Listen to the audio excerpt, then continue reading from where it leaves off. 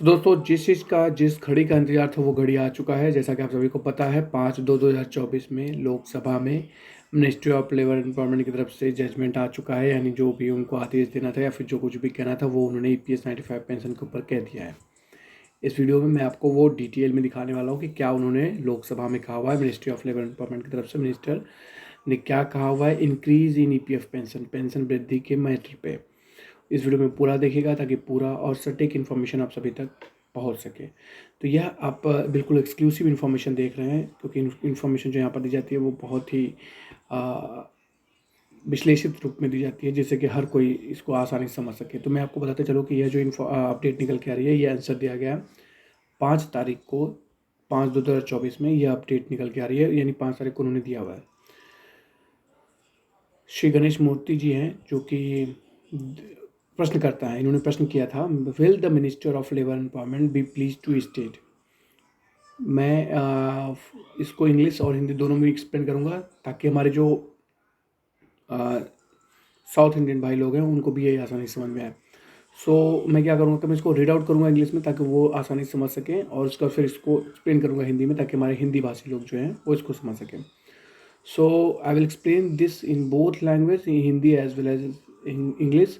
I will read it out all this English, and then I will translate it in Hindi. I will try to explain the things in Hindi so that all viewers can able to understand the things. तो पहला question उनका ये है। तो question number 1, whether the government has received demand from the stakeholders like the trade unions, public representative for increase in the minimum pension of EPF। क्या government ने उनको demand मिला हुआ है कि स्टेक होल्डर्स जैसे ट्रेड यूनियंस हो गए, आपके पब्लिक रिप्रेजेंटेटिव हो गए, और भी लोगों के ज़रिए कि मिनिमम पेंशन को बढ़ाया जाए? अगर ऐसा है, if so the details there for and the action taken propose to be taken by the government in this regard. अगर ऐसा कुछ किया गया है तो आपने क्या एक्शन लिया, उसका भी प्रपोज पूरा इन्फॉर्मेशन आप दीजिए। दूसरा है, whether the government propose to be will revise the pension calculation formula since the present one is ability the biased against the pensioners under the EPS 95 scheme. क्या गवर्नमेंट जो है रिवाइज करने वाली है EPS 95 पेंशन कैलकुलेट करने का formula, क्योंकि जो अभी है वो एक प्रकार से पार्शियलिटी है, एक प्रकार से बायस है जो अभी वर्तमान में कैलकुलेट कर रहे हैं, क्योंकि उससे जो पेंशन होता है वो ऑटोमेटिकली बहुत ज़्यादा कम हो जाता है।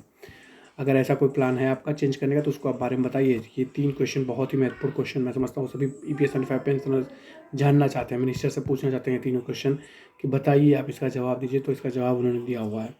क्या जवाब दिया हुआ है ये समझते हैं, क्योंकि यह एक आम क्वेश्चन है और ये आज से क्वेश्चन नहीं है। सन 2014 के आसपास से EPS 95 पेंशनर्स का जो संघर्ष है वो जारी है, तब से ये पेंशनर्स जानना चाहते हैं। और ऑलमोस्ट आप देखेंगे हर लोकसभा में, राज्यसभा में इस तरह के क्वेश्चन पूछे जाते हैं। आप सभी को पता है रामेश्वर तेली जी जो कि मिनिस्ट्री ऑफ लेबर एम्प्लॉयमेंट की तरफ से हैं, उन्होंने जवाब दिया हुआ है। Ministry of state for labour employment की तरफ से उन्होंने जवाब दिया हुआ है। ये कहते हैं ए और डी का सबसे पहले इन्होंने आंसर दिया है, यानी जिसमें पूछा गया था कि क्या ऐसा कोई प्रपोजल मिला है, अगर तो डी का इन्होंने आंसर दिया है। अगर ऐसा है तो कुछ बताइए उसके बारे में। तो E to D के क्या है, representative have been received from the various stakeholders including the trade unions and public representative to then increase the minimum pension under the employee pension scheme 1995 from existing 1000 per month।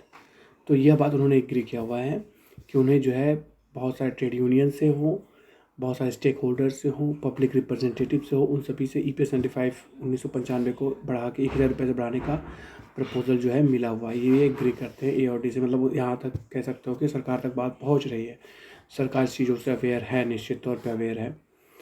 आगे वो कहते हैं the EPS 95 is a defined contribution defined benefit.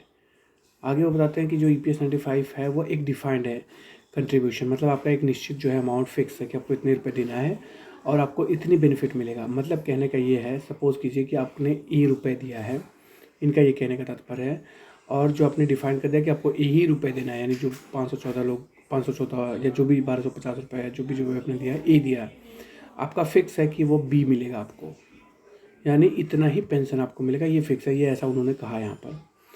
ये कहा गया इन्होंने कि defined contribution defined benefit social security scheme है, सामाजिक सुरक्षा का ये स्कीम है जो कि डिफाइंड है, इतना आपने देना है, इतना आपको बेनिफिट मिलेगा। The crops of employ pension fund is made of contribution by employer 8.33% of wages. अब देखिए इसमें ये बताया हुआ है कि इसका जो क्रॉप्स है यानी किस हिसाब से इसको कैलकुलेट किया जाता है या क्या इसका प्रोसेस है उसको इसमें एक्सप्लेन किया है ना। तो उसमें क्या है कि एम्प्लॉयर का 8.33% हो गया। Contribution from the central government 1.16% है, जैसा कि हम सभी जाते हैं, जो कि बजटरी सपोर्ट है percent of wages up to the amount of 15,000 per month. जितने भी लोगों का 15,000 रुपये पर मंथ जो है सैलरी थी उन सभी को ये 8.16% का all benefit under the scheme ये जो है मिलता है। All benefits under the schemes are paid out such accommodation. The fund is valued annually as mandate under the paragraph 32 of EPS 95 and as per the valuation of the fund as the 31/3/2019 there is a actual deficit.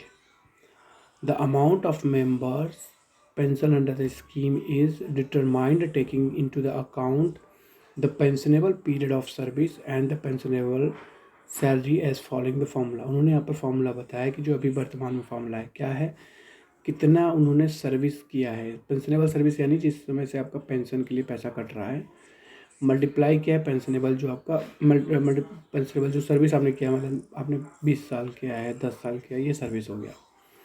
Multiply किया है कि कितनी आपकी salary थी, उसकी pensionable जो salary आपने दिया हुआ है उसको कंट्रीब्यूट किया, उसको डिवाइड किया इन्होंने 70 से। अगर ये वैल्यू घटा दें तो निश्चित तौर पे कुछ ना कुछ पेंशनर्स को बेनिफिट जरूर होगा। तो यहाँ पर आगे कहते हैं, हालांकि खैर हम लोग बढ़ते मैटर की तरफ। How ever the government for the first time in the year, अच्छा ये फॉर्मूला अगर आप लेके चलते हैं ना तो आपकी पेंशन जो है और भी कम बनेगी। और पता नहीं ये 70 साल को क्यों लिया जा रहा है, मतलब इसको तो 60 साल ही करना चाहिए, लेकिन सरकार की खैर व्यवस्था है।